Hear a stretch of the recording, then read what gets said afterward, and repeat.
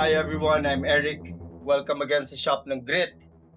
For today's video, or for this video, we'll be talking about two of the products included sa Covert series body armor natin. First is the Covert base layer, and next is the Covert full under armor. Okay everyone, here's our armor base layer. This product is made from ultra breathable lightweight polyester with mesh arm and side panels for better airflow. This material is actually better than dry fit kasi hindi siya nagre-retain ng moisture. Wala rin siyang sweat marks, hindi kumakapit yung pawis, and hindi siya bumabaho. This product is designed to be worn as an undergarment.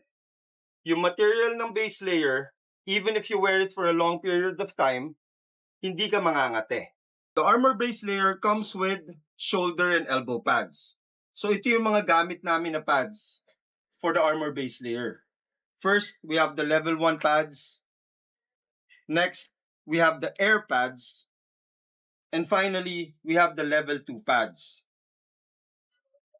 Let's talk about the level 1 pads first. Mas low profile ang level 1.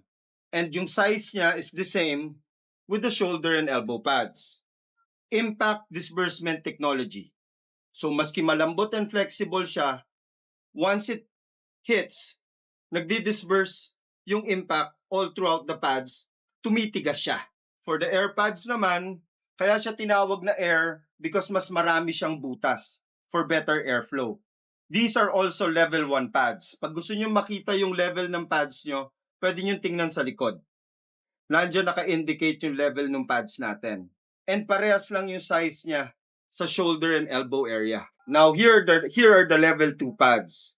Yung level 2 pads, ang kaibahan niya dito sa level 1 pads natin, first is magkaiba yung size ng shoulder and elbow pads niya compared to the level 1s.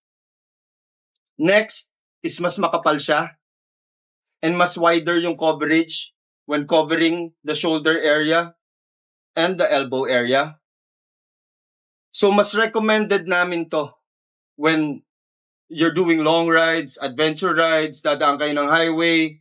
Mas gusto namin na ito yung gamit yung pads pag nakasuot kayo ng base layer. Now let's talk about the sizing ng base layer.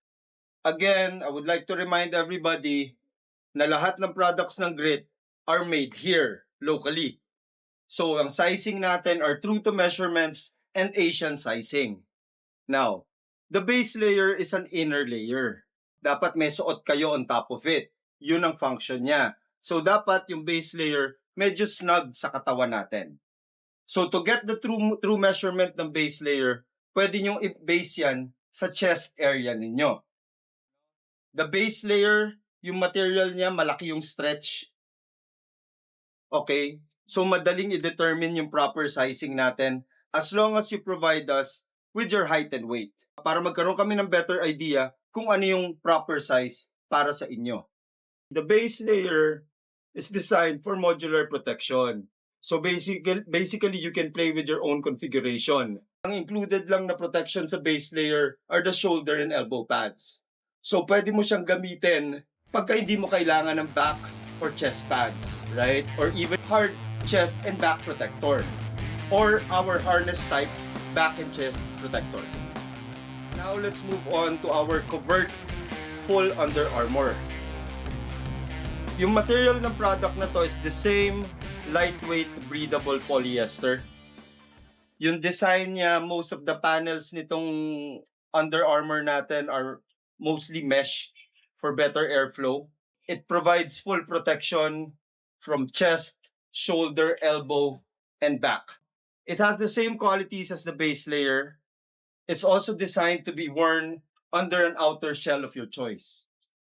So for the protection ng full zip Under Armour natin, here are the pads na included sa product na to. First, we have the back pads and the chest pads, left and right. Yung chest pads nito are designed to protect even your ribs.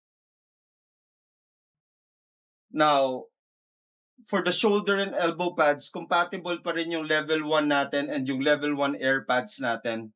Then you also have the same option, you also have the option of upgrading to level 2 shoulder and elbow pads. Since mesh panels yung shoulder and elbow pockets natin, it provides small air pockets in between the pads and the skin. So that provides better ventilation when riding. So same as the base layer, yung access niya sa pads are from the outside. So you can easily adjust your configuration. Since it's a full zip dito sa harap, you can utilize the full zip to remove the whole armor. Now, nakalagay na yung chest and back pads ng Under Armour. Pag zinizip nyo yung zipper sa harap, huwag nyo agad i-line up nyo muna yung chest bago nyo i-zip up para mas madali. Huwag nyo pilitin na iangat yung zipper. Kailangan i-line up nyo muna yung chest pads niya. Now, for the shoulder and elbow pads, the same with the base layer. Outside access. Huwag kayong matakot na i-bend and i-fold yung mga pads nyo pag nilalagay nyo. Yun ang kagandahan sa mga pads na yan. So, the Under Armour, again, is designed to be underneath an outer shell of your choice. So, yung abrasion, again, for this product, should come from that outer shell na gagamitin nyo. Level 2 to, so medyo mas makapal. So even with the level 2, hindi pa rin sobrang bulky tingnan when you're wearing the Under Armour. For the sizing, again, true to measurements, Asian sizing. Pero itong full Under Armour natin should be more snug compared sa base layer. Para itong purpose ng chest pads niya, all the pads actually, is maganda yung fit sa inyo. Very vital yung fit niya para dito sa chest pads, para it will support your ribs as well. No? So, tight fit siya. Giving us your height and weight will give us an idea kung ano yung proper size ninyo. These are the two products for the Covert line ng Grit. The Armour base layer and the full Under Armour. Both designed for modular protection, focused on impact protection.